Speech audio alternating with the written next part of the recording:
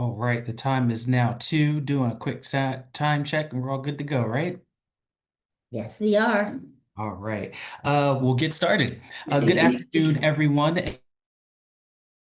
Here today and for continuing to engage in this important public process.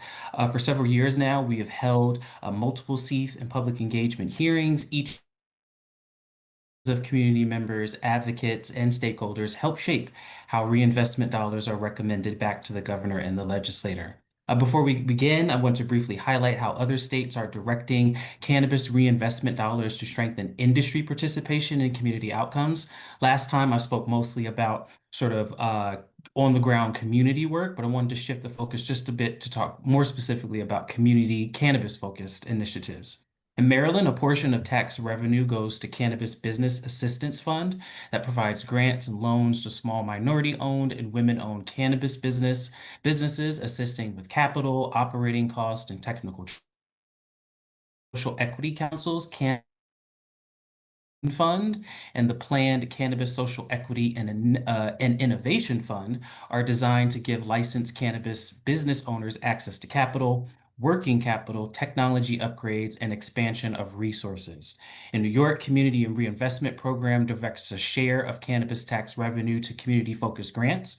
While these are not limited to cannabis industry use, the structure prioritizes strengthening workforce development, housing, and local economic participation.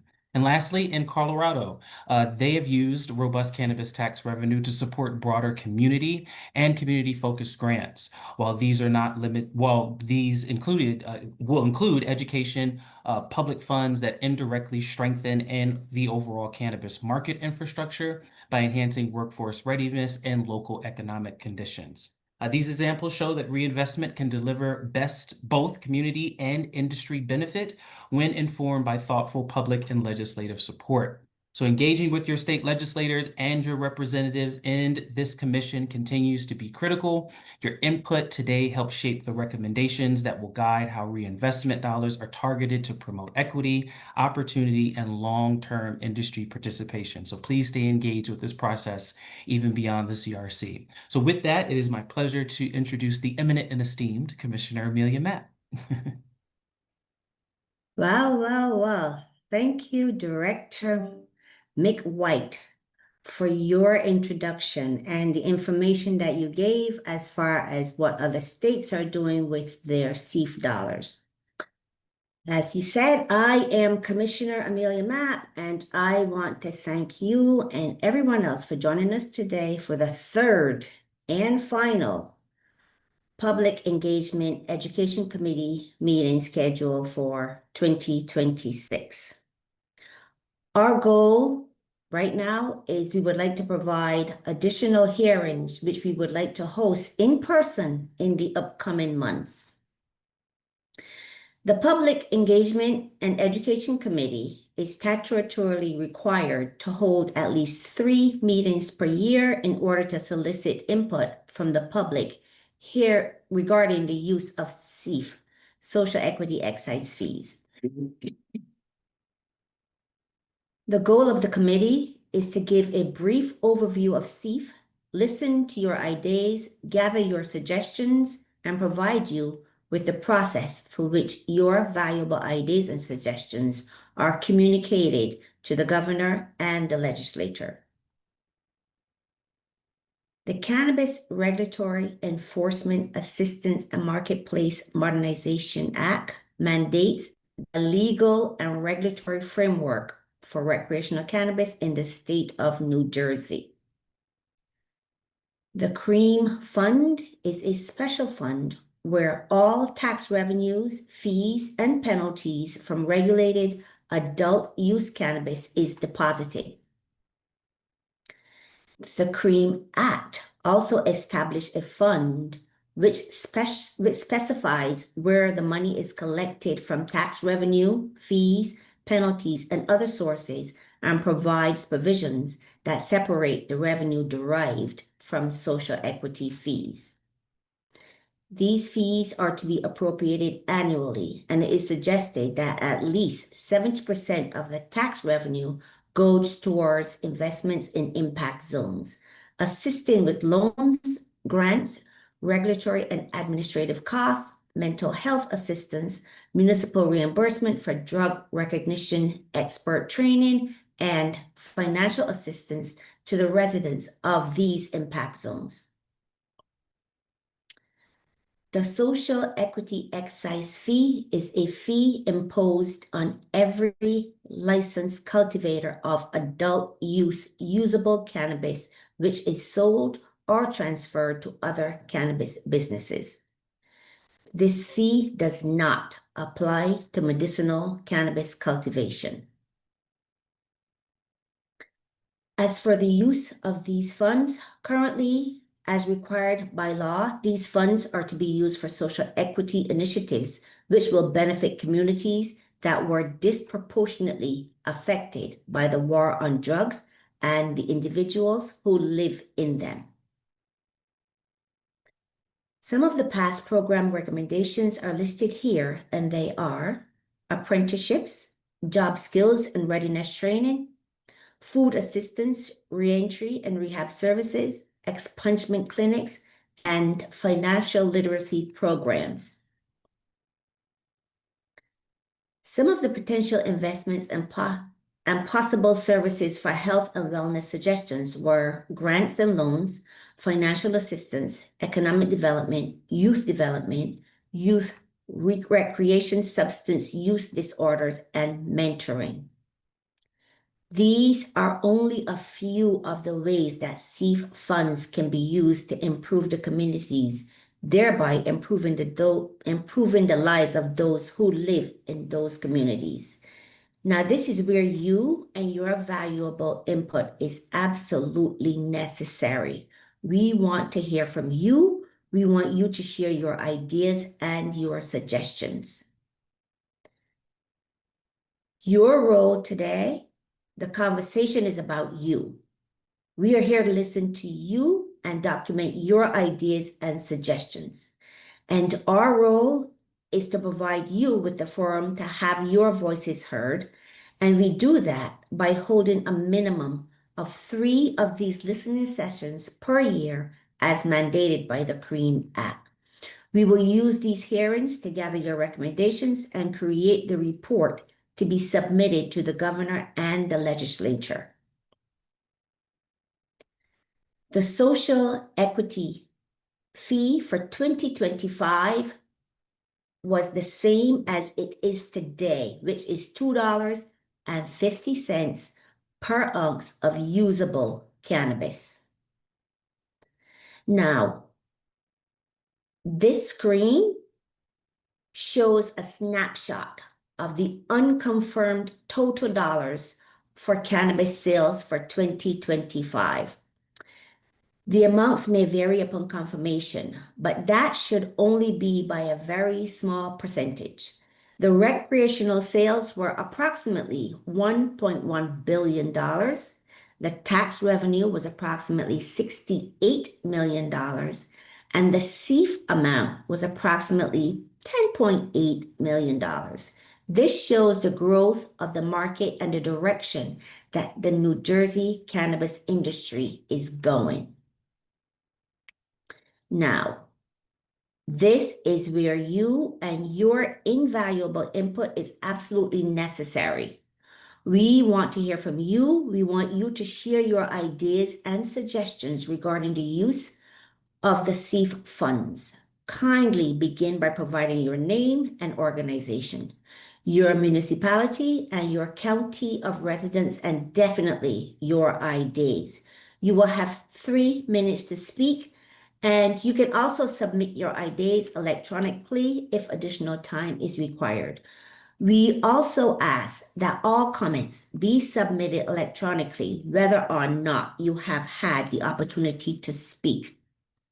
As a reminder, your comments can be submitted via the link, and I'll read that out, njcrc.info/SEEF. I will now turn the session over to Dara for public comments. Thank you, Dara. Thank you, Commissioner, and good afternoon, everyone.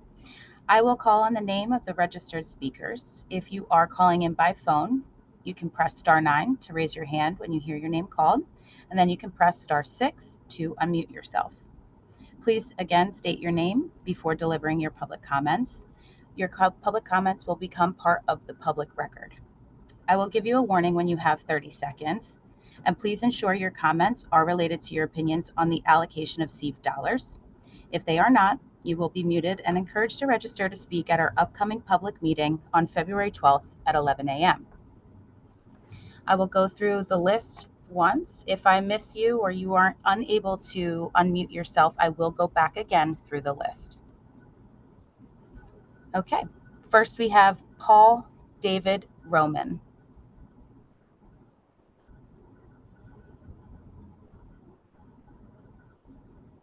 Paul David Roman. You can press star 9 to raise your hand. Okay, next we have Michael Brennan.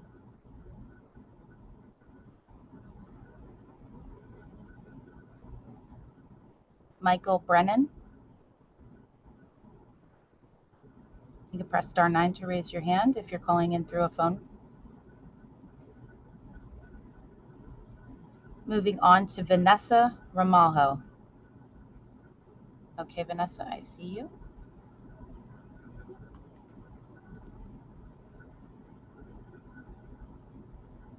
Hello, can you hear me? Yep. Great, wonderful. Good afternoon, and thank you for the opportunity to provide public comment in today's hearing. My name is Vanessa Ramalho. I represent Art Pride Jersey. We're the statewide art service and advocacy organization for the nonprofit arts and cultural sector. We're based in Burlington County, but we represent the arts and culture sector statewide. Today, I urge the Commission to recommend that SEEF funds support a targeted, fiscally responsible, and community-based solution that aligns directly with the fund's purpose, the creation and sustainability of local arts councils in impact zone municipalities. Arts and cultural investment is not a luxury. It's a proven economic development strategy in New Jersey. The nonprofit art sector contributes $692 million to the state's economy, supports nearly 13,000 jobs, and generates nearly $157 million in tax revenue. Public investment in the arts delivers a strong return. For every dollar invested in state arts funding, more than $22 is returned to New Jersey's economy. These outcomes align squarely with the SEEP's focus on sustainable economic opportunity and community benefit. The most direct impact of arts investment happens at the local level through local arts councils. These councils fund artists, activate underutilized public spaces, provide free and low-cost programming, support youth, and strengthen civic pride. Yet most arts councils are underserved, underfunded, understaffed, reliant on volunteer labor, and ultimately unable to reach their true potential in their communities.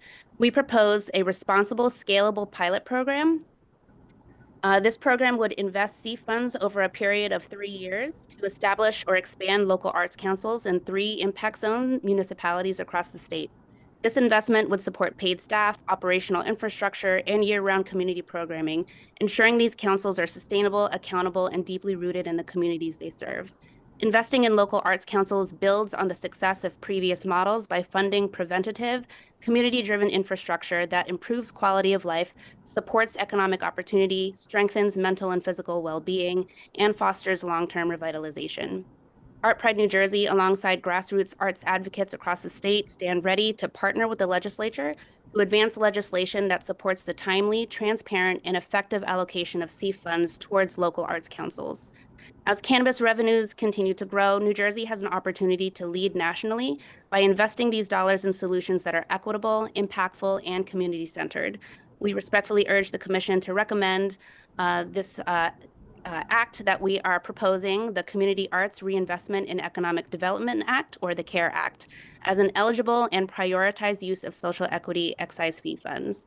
Thank you for your time, your leadership, and your commitment to equity and community reinvestment across New Jersey. Thank you. Dustin Alvino.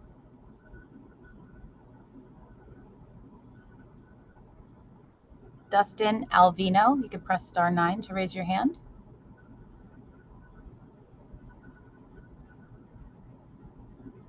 Moving on to Daria Crooms.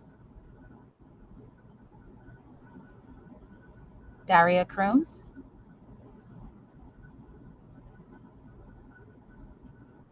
Dr. Pascal Nwako.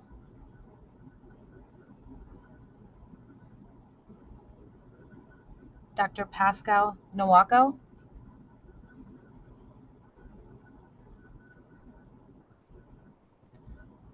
Christine Barilla.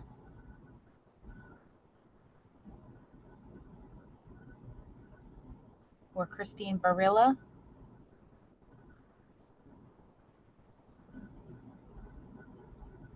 Raquel Romans Henry. If you're in the room, you can press *9 to raise your hand. Okay, see you. Hello, can you hear me? Yes, go ahead. Hi, good afternoon. Good afternoon, Chairwoman, Vice Chair, and esteemed members of the Commission. My name is Raquel Romans Henry. I'm the Policy Director for Salvation and Social Justice, a Black faith-rooted social justice advocacy organization based in Trenton, but supporting policy initiatives statewide. Salvation and Social Justice stands alongside advocate partners and directly impacted communities to urge the Commission to ensure that CEF dollars are invested in ways that meaningfully repair harm and strengthen communities most impacted by cannabis prohibition. SNSJ in partnership with Black faith leaders, advocates, and directly impacted individuals really played a critical role in the long fight for cannabis legalization in the state. The harm caused by cannabis prohibition on our communities, Black communities, cannot be overstated. It manifested in over-policing, family separation, community destabilization, and chronic disinvestment, particularly in Black neighborhoods. These policies contributed to cycles of violence, poor health outcomes, and limited opportunities for our young people. This is the true legacy of cannabis prohibition in the state, and repairing those harms require intentional, sustained, community-led investments. So specifically, we are calling for CEF funds to be prioritized for #1, community-based crisis response and violence prevention teams that operate outside of traditional law enforcement models. These teams provide immediate, culturally congruent intervention during moments of crisis. They reduce reliance on police and prevent violence and connect individuals to services that stabilize families and communities.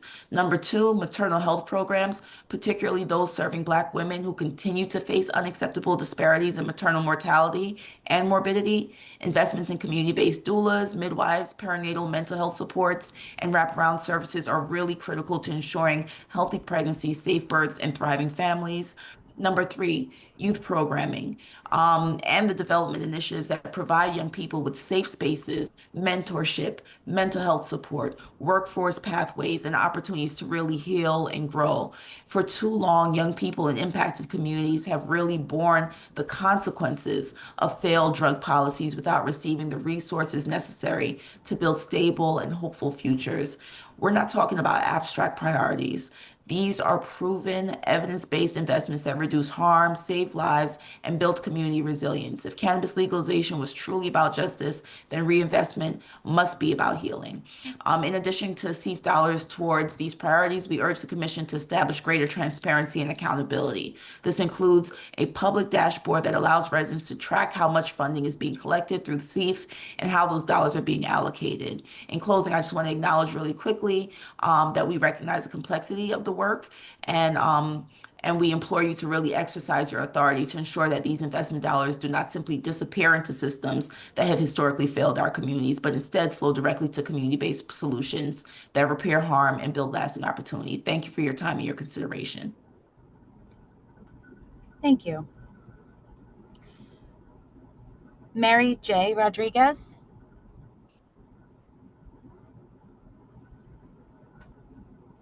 Mary J. Rodriguez. You can press *9 to raise your hand.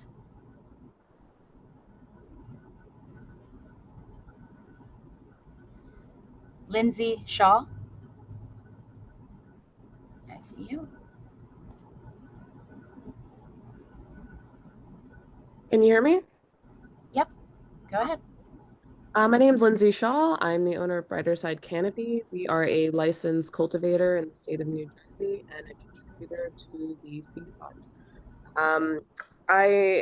I've been thinking a lot about the CEF dollars, and it's my recommendation to the council that we definitely portion out, we portion some funds towards small business loans and grants to social equity, minority, and micro business owners. Because the lack of funding for us cultivators is pretty widespread. And if we want to keep the seed fund growing, we need to support the people that are actually contributing to the fund. I believe small grants, small business loans at low interest rates will really help bridge the gap for social equity and minority-owned businesses. It's very difficult to navigate this landscape as a small business owner, and I would hate to see any of our existing social equity business owners or minority business owners get left behind because they don't have access to financial or professional capital. In addition to that, I do believe that having a sector of professional help for our business owners in the legal, accounting, and marketing right, in the marketing sector would be really good. Basically, I really want to make sure that the people that are contributing to the C fund have access to capital and also have access to professional help.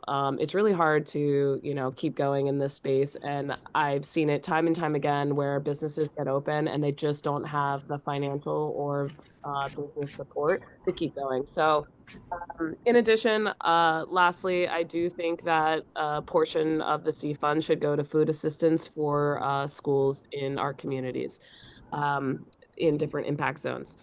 That's really all I have. So thank you for listening to me ramble on. Appreciate it. Thank you.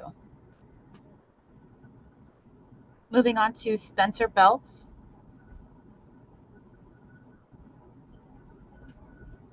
Spencer Belks.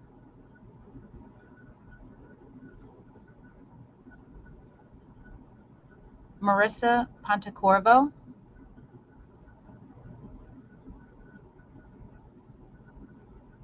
Marissa Pontecorvo.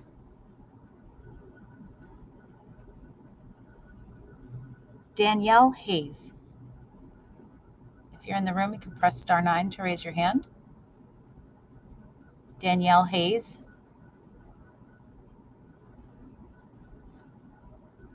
Leo Bridgewater. I see Leo.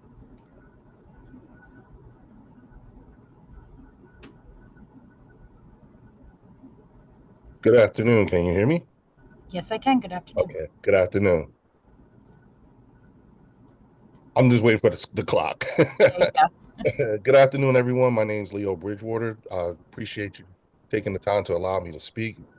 Greetings to Chairwoman, Chair Amelia Mapp and Director McWhite. I want to remind everyone that when we got started with the advocating of the adult use cannabis, we were coming out of, well, we're now entering into year 9 of the recovery of 8 years of Chris Christie administration.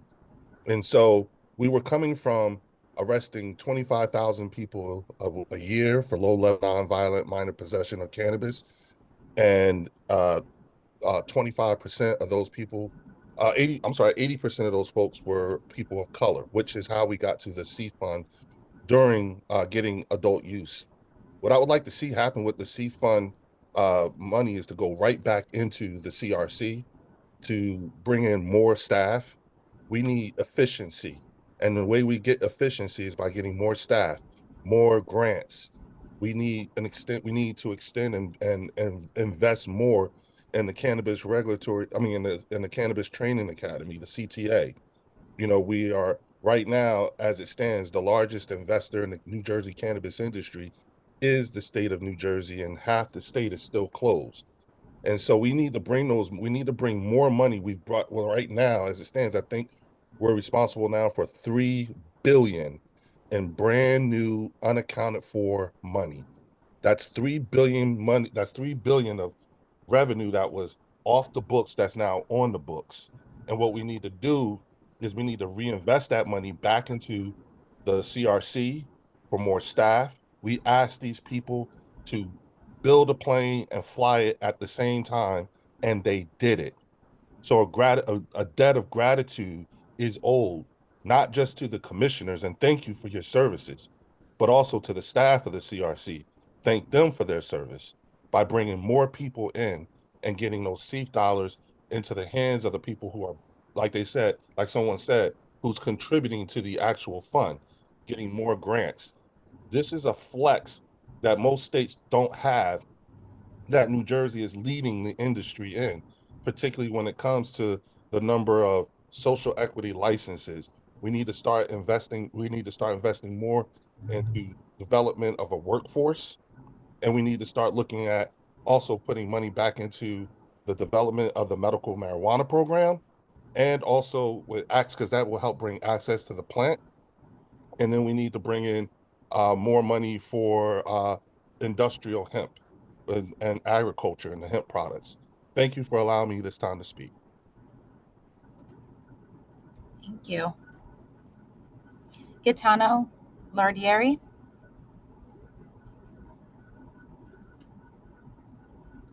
Gaetano Lardieri. Kevin Keller. If you're in the room, you can press *9 to raise your hand or unmute yourself.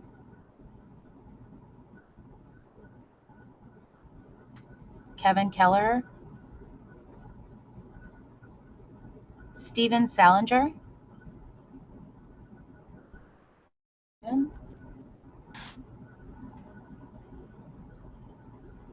Hi there.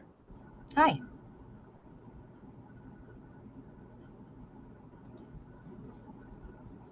Good afternoon, and I'm grateful for the opportunity to speak with the commission today on behalf of Volunteer Up Legal Clinic, a New Jersey Supreme Court certified pro bono legal services organization. What we do is directed completely at the impact of folks impacted by the criminal legal system. We're here today to introduce ourselves and to respond to the Commission's public comment invitation regarding the appropriation of SEEF funds. We are well known among our clients, born out of Camden City and the work we do in Camden, but we now have a presence in Camden County, Cumberland County, Salem County, Burlington County, and Gloucester County. Over the last several years, we've grown from a network of pro bono attorneys to several hundred volunteer attorneys, as well as several staff attorneys, now representing over 1,500 people this year.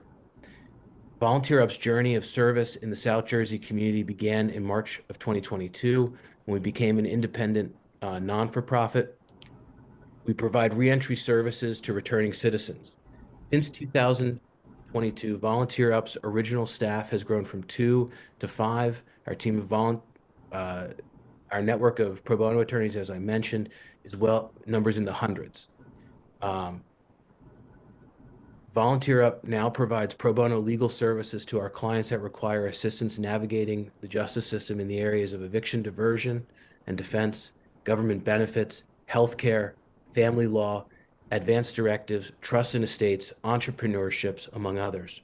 Because we serve our clients via multiple service delivery models and meet our clients where they are through a network of local community partners, enabling us to have a regular presence at community centers, libraries, and soup kitchens. For example, Volunteer Up has earned a strong, in this way, Volunteer Up has earned a strong reputation both on the street and in boardrooms alike.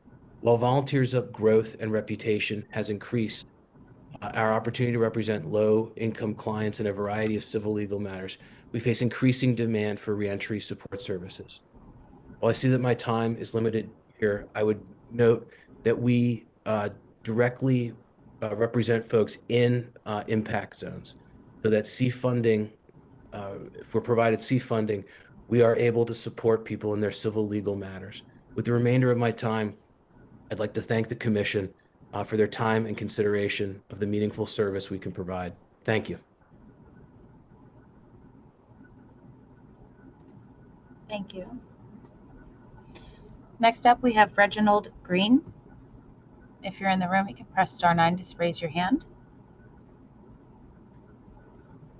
Reginald Green.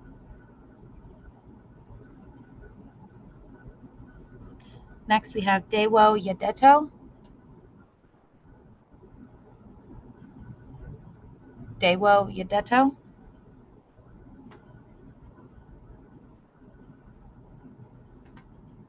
Spencer Bells.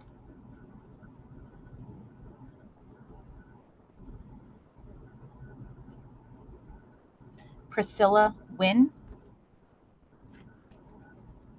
If you're in the room, press *9 to raise your hand. Priscilla Wynn. Jessie Marie Villars.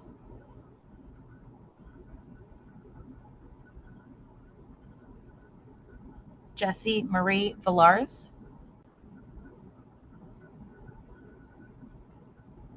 Todd Johnson.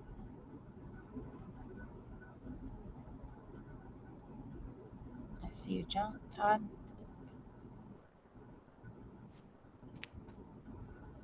Hi, good afternoon. Can you hear me? Yes, we can. Good afternoon. Thank you. Ah. My name is Todd Johnson. I am the Executive Director of the New Jersey Cannabis Trade Association. We're headquartered out of Trenton, New Jersey in Mercer County. First, I'd like to thank Commissioner Mapp and Director McWhite for hosting these very important public comment hearings on the use and appropriation of CEF funds. And also would like to thank the CRC for keeping the CEF flat between 2025 and 2026, as the cannabis industry here in New Jersey, while sales are growing, it is still in a very fragile place, and many operators are facing a challenging environment, evidenced by recent closures of a dispensary in Jersey City this month and a dispensary in Ewing in December. Cannabis entrepreneurs need policies that will help them succeed. The CEF funds provide a rare and valuable opportunity to give aspiring cannabis entrepreneurs financial assistance that they desperately need.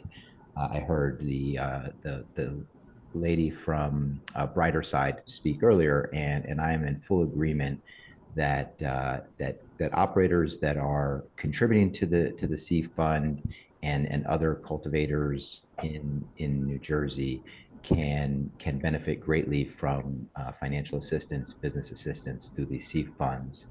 And in fact, I am very aware that in 2024, the commission sent a recommendation to the legislature saying that the recommendation was to use these CEF funds to provide low or no interest loans and or grants similar to the NJEDA's grant program to cannabis entrepreneurs that are seeking to gain licensure.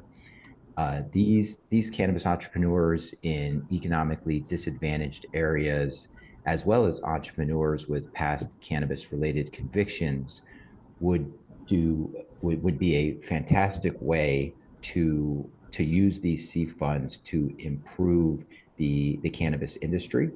And our association continues to wholeheartedly support this recommendation and believes that these entrepreneurs, through hiring and their own community reinvestment, will do a great job in helping to uplift their own disadvantaged communities.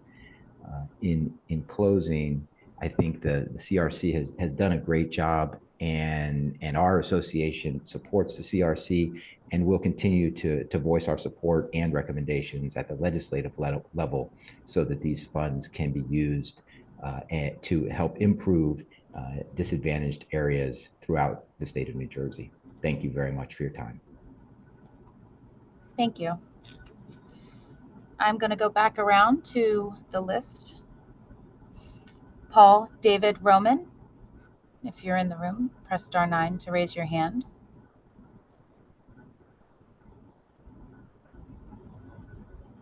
Paul David Roman.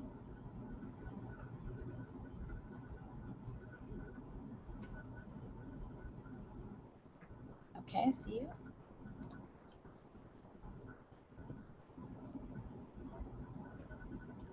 You can press *6 to unmute yourself. Can you hear me now? Yep.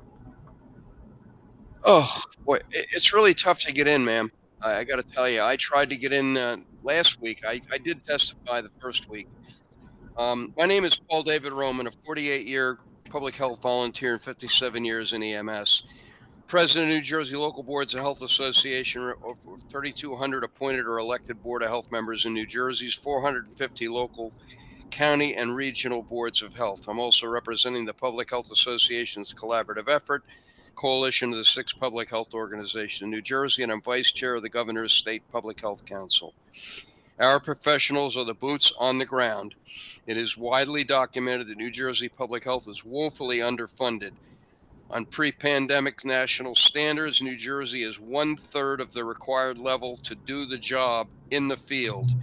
COVID grants are all gone now, and we need money. We need sustained funding to support foundational mandated services. There are bills in the legislature to restore the already mandated public health priority funds, which were taken away by the legislature because of budget crisis in 2011.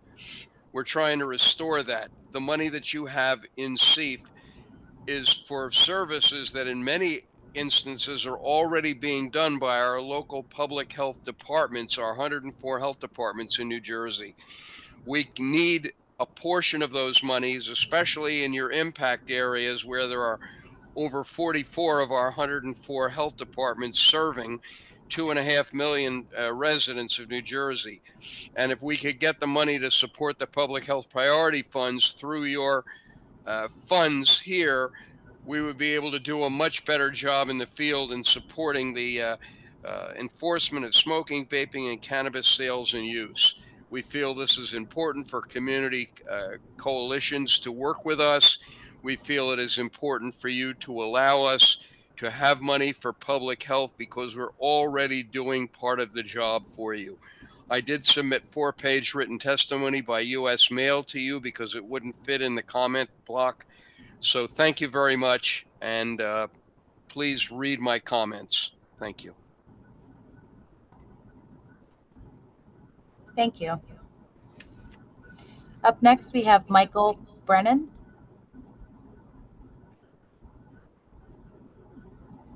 Michael Brennan, if you're in the room, you can press *9 to raise your hand.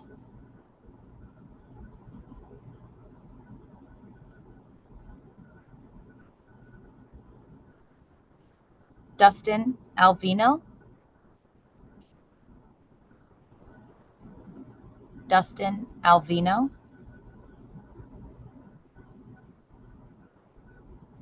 Daria Crooms.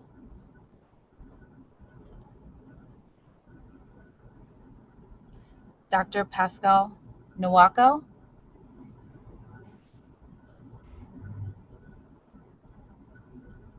Dr. Pascal Nwako.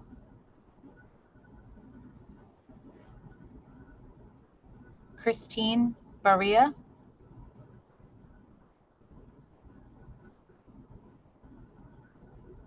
Christine Baria.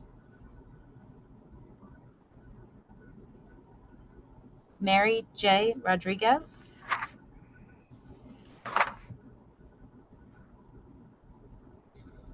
Spencer Bells.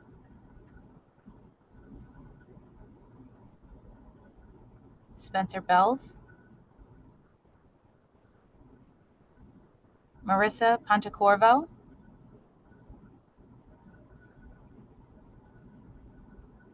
Marissa Pontecorvo.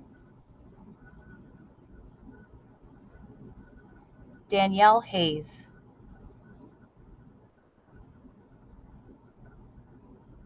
Danielle Hayes. Gaetano Lardieri. If you're in the room, you can press *9 to raise your hand. Gaetano Lardieri. Kevin Kelleher.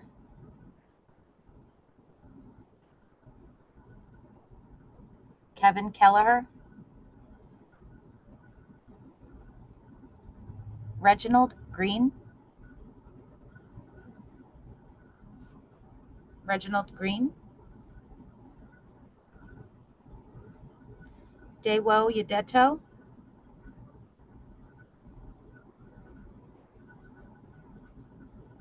Dewo Yadeto.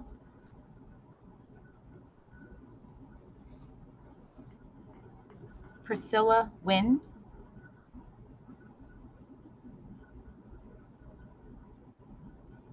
Priscilla Wynn. Jessie Marie Villars.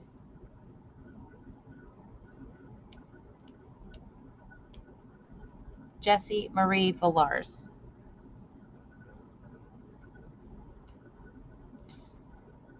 Commissioner, that concludes our public speakers that were registered for today. I do have someone that's raising their hands. They're not on the registration list.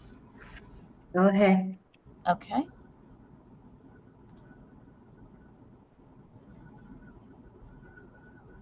Hello, are you hearing me? Yes.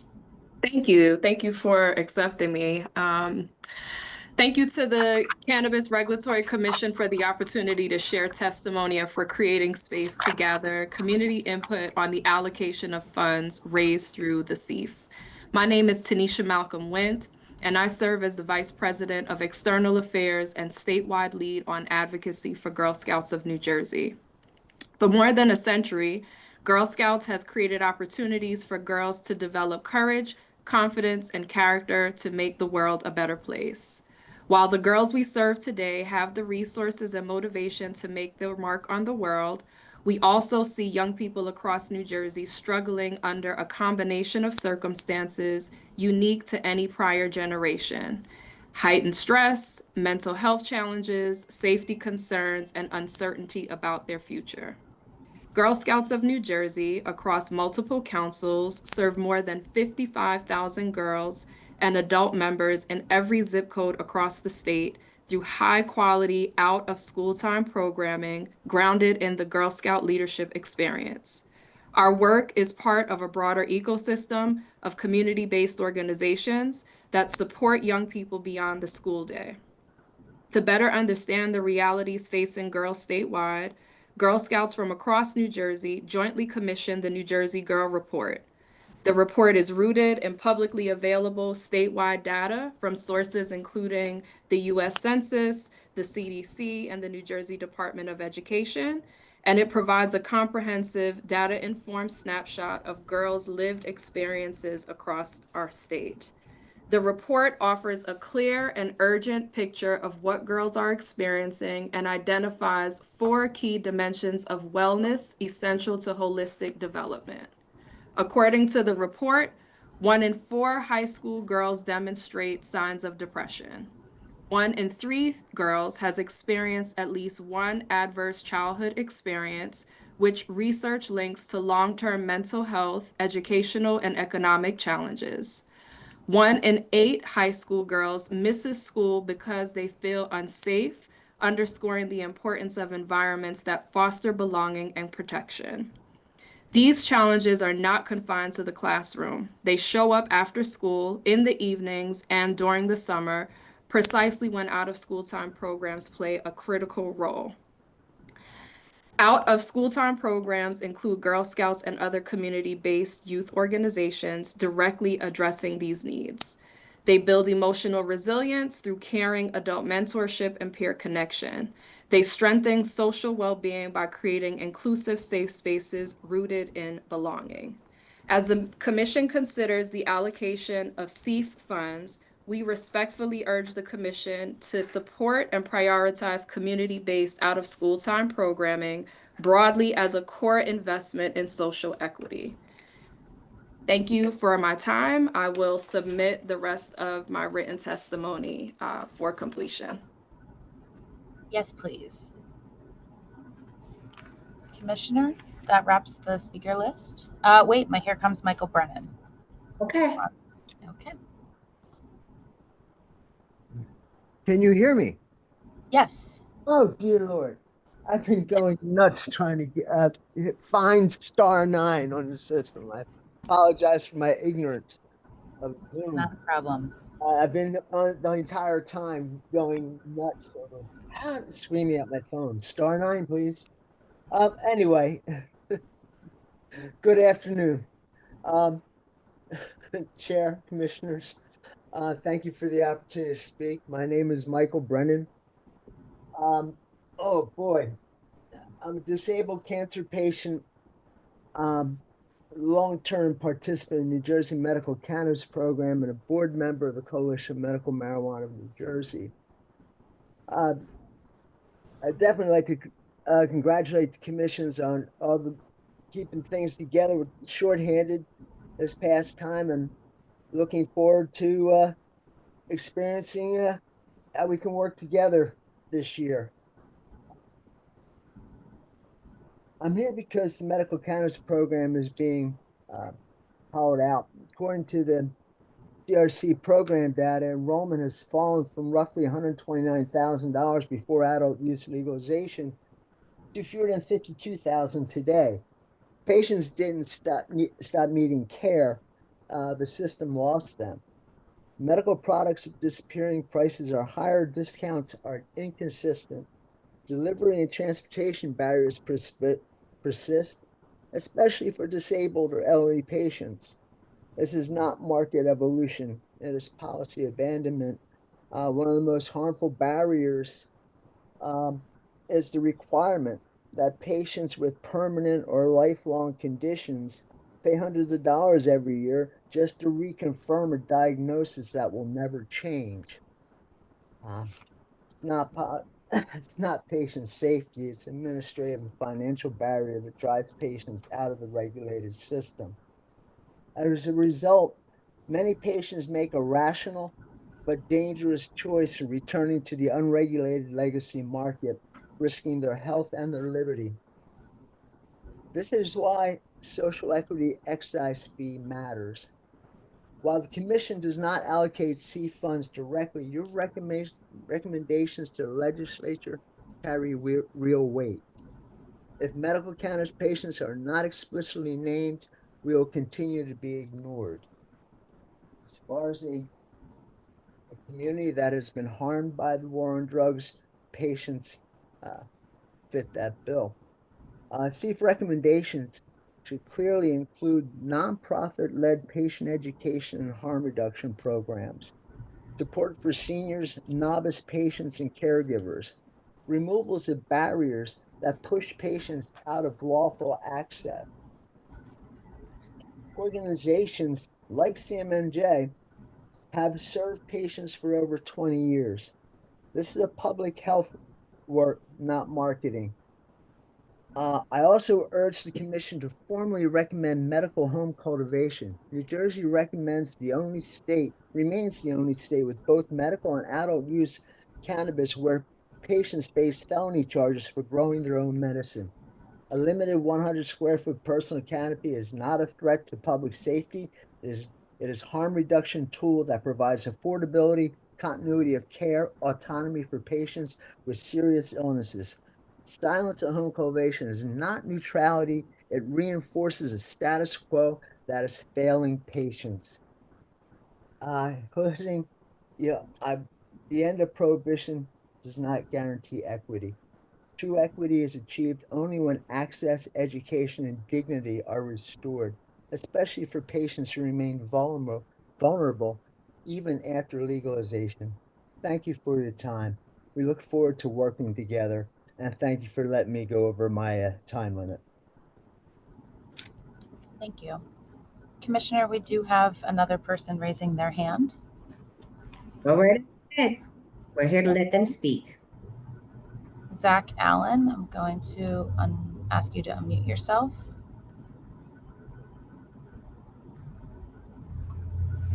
Please state your name and the organization or where you're from.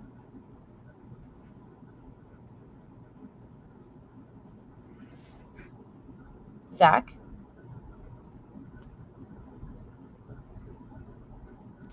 Hi, can you hear me?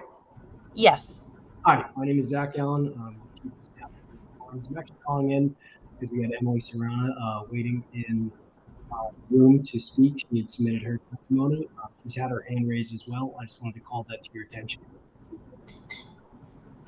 I'm having trouble hearing you, Zach. Can you please restate that? I'm actually raising my hand to call to attention Emily Serrana, who is our Director of Operations. She has been waiting to give her testimony. She had submitted it and registered for the event and has had her hand raised.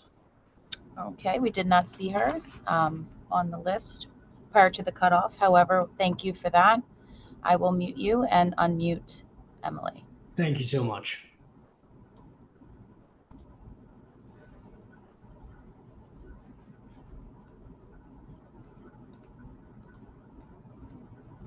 Emily?